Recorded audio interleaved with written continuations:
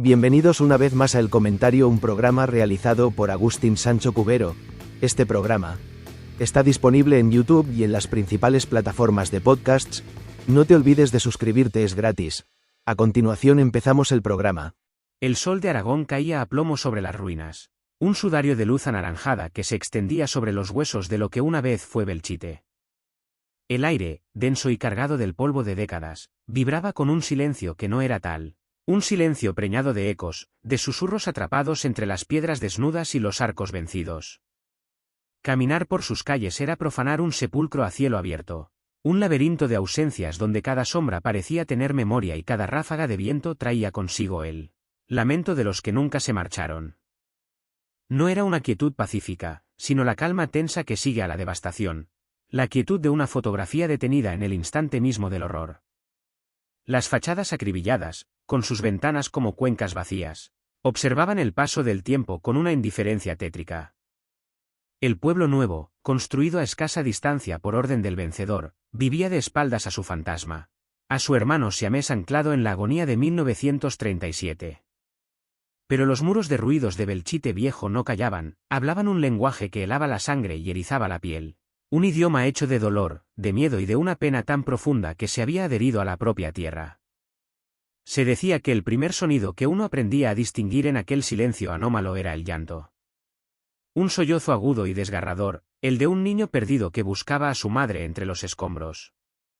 Aparecía sin previo aviso, a veces bajo el sol abrasador del mediodía, a veces en el crepúsculo, cuando las sombras se alargaban como dedos acusadores. Era un lamento que se filtraba por las grietas de la iglesia de San Martín, cuya torre decapitada se erigía como un monumento a la barbarie. Los más viejos del lugar, los que aún recordaban el asedio, contaban la historia de un pequeño de apenas 5 años, atrapado en el fuego cruzado mientras su madre intentaba llevarlo a uno de los refugios improvisados. La metralla lo alcanzó en la plaza, y su llanto, decían, fue lo último que se escuchó antes de que una nueva explosión silenciara todo a su alrededor. Desde entonces, su voz infantil y rota vagaba por las calles, una pregunta sin respuesta, un dolor que se negaba a desaparecer. Investigadores de lo insólito habían acudido con sus magnetófonos, buscando capturar esa queja etérea. Y lo habían conseguido. En las cintas, entre el ruido blanco de la estática, surgía una vocecita clara y terrible que preguntaba una y otra vez por su mamá. Una psicofonía que había dado la vuelta al mundo y que se había convertido en la más triste y célebre de las voces de Belchite. Pero el niño no estaba solo en su errar. Con la caída de la noche, cuando la luna teñía de plata los esqueletos de los edificios, otras figuras emergían de la memoria de las piedras. 2 de ellas eran casi una aparición fija, un cuadro recurrente en el lienzo de la desolación. Eran 2 mujeres, hermanas según la leyenda, llamadas Paulina y Antonia. Siempre caminaban juntas, cogidas del brazo, ataviadas con vestidos negros y raídos, el luto perpetuado más allá de la muerte. Se las veía deambular por la calle mayor, sus pasos silenciosos sobre un suelo que ya no existía, sus rostros velados por una tristeza insondable. No miraban a nadie, absortas en una conversación muda, repitiendo el mismo paseo que, según se contaba, hacían cada tarde antes de que la guerra les arrebatara la vida. Vivían en una de las casas más señoriales de la plaza, y murieron juntas, abrazadas en el sótano, cuando una bomba convirtió su hogar en una tumba de cascotes. Los guardias de seguridad del recinto, hombres acostumbrados a la soledad y a los ruidos extraños de la noche, habían informado en incontables ocasiones de su presencia. No inspiraban miedo, sino una profunda melancolía.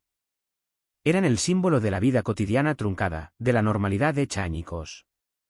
Un vigilante juraba haberlas visto tan nítidamente que pudo distinguir el remiendo en el vestido de una de ellas.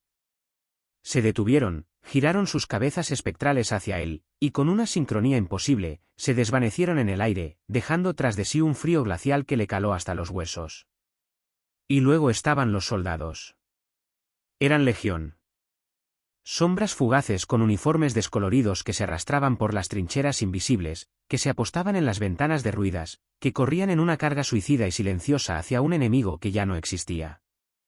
Se oían sus botas sobre la tierra removida, el metálico sonido de los cerrojos de fusiles que nadie empuñaba, órdenes ahogadas que se perdían en el cierzo. En los alrededores del convento de San Agustín, convertido en hospital de campaña y finalmente en osario, la actividad era incesante. Se habían grabado psicofonías que reproducían con una fidelidad espeluznante el fragor de la batalla, el silbido de los proyectiles, el estruendo de los morteros, y entre la cacofonía bélica, los gritos de los heridos y las súplicas de los moribundos. Una de las grabaciones más famosas, obtenida por un grupo de parapsicólogos en la década de los 80, había dejado perplejos a los expertos militares. En ella se escuchaba el sonido inconfundible de un avión yanqués alemán en pleno descenso, un sonido que muchos de los supervivientes de la batalla recordaban con pavor. El avión fantasma sobrevolaba las ruinas, su motor resonando en la quietud de la noche, una y otra vez, como un disco rayado en la memoria del tiempo. Había una figura en particular, un soldado que no participaba en la batalla eterna. Era un alma solitaria, una silueta que se recortaba a menudo en lo alto del arco de la villa, la antigua puerta de entrada al pueblo. Permanecía inmóvil durante horas, con la cabeza gacha, como si contemplara la desolación a sus pies. La leyenda lo identificaba como un joven sargento que había perdido a toda su compañía en una emboscada en esa misma entrada. Abrumado por la culpa y la desesperación, se había quitado la vida en el mismo lugar donde sus hombres habían caído. Su aparición era un presagio de tristeza, una manifestación de la carga insoportable del superviviente. Algunos visitantes sensibles a estas presencias afirmaban sentir una opresión en el pecho al cruzar el arco, una angustia ajena que se apoderaba de ellos y que solo se disipaba al alejarse de la puerta. Era el lamento mudo del sargento, su pena convertida en una mancha psíquica en el paisaje. La iglesia de San Martín de Tours era, sin duda, el epicentro de la actividad paranormal. Su interior, ahora a la intemperie, con las bóvedas desplomadas y el altar mayor expuesto a las inclemencias, parecía un imán para las energías residuales. Era aquí donde el llanto del niño se oía con más fuerza, donde las psicofonías alcanzaban una claridad aterradora. Se hablaba de luces inexplicables que danzaban entre los pilares, de cantos gregorianos que surgían de la nada, ecos de una liturgia interrumpida por el odio. Un equipo de televisión que realizaba un reportaje nocturno vio cómo las baterías de sus cámaras, completamente cargadas, se agotaban en cuestión de segundos al intentar grabar en el interior de la nave. Sus micrófonos captaron susurros en un latín macarrónico, frases inconexas que parecían emanar de las propias paredes. Y estaba la sensación de ser observado, una presión constante en la nuca, la certeza de que las sombras entre los escombros albergaban ojos que no pertenecían a este mundo.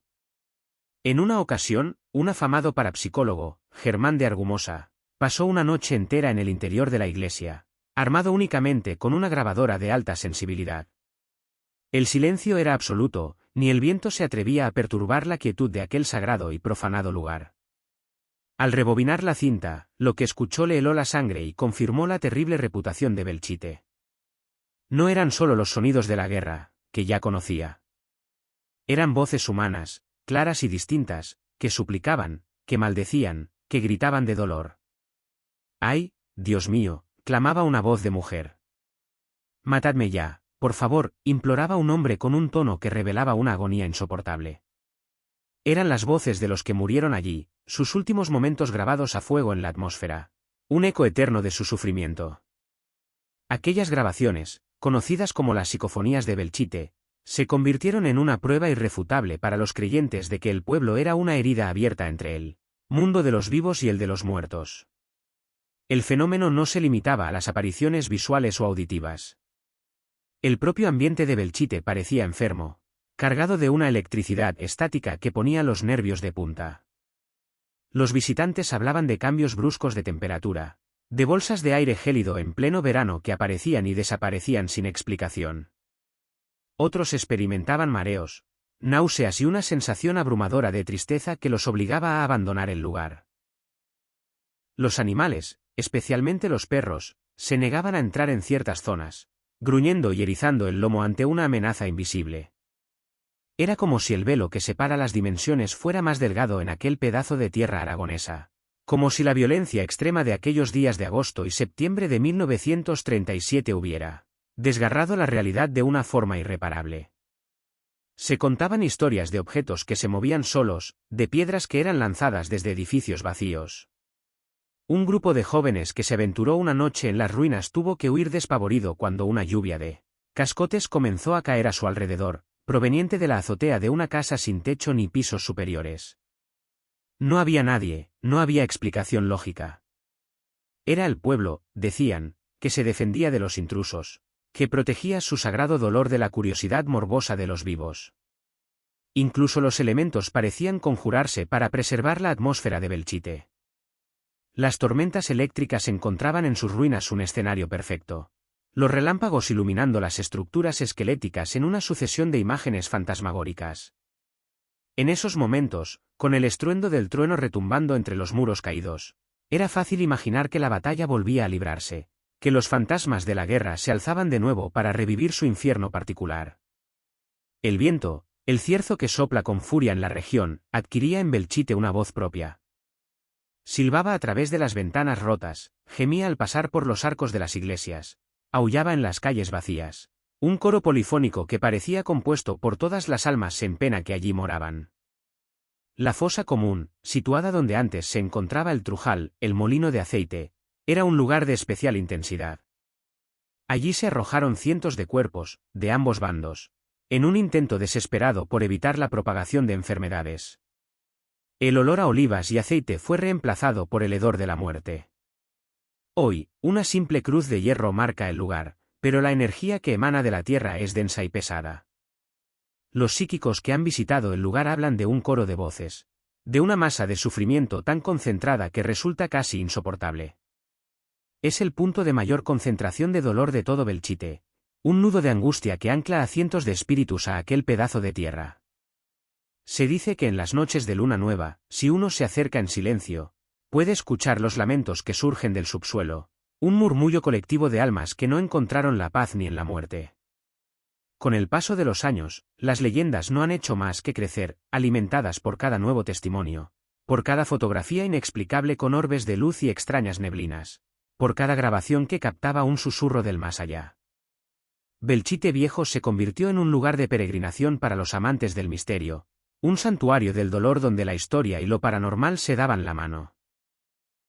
Pero para aquellos que sabían escuchar, para los que miraban más allá de las ruinas y veían los rostros de los que allí vivieron, amaron y murieron, el pueblo no era solo un catálogo de fenómenos extraños.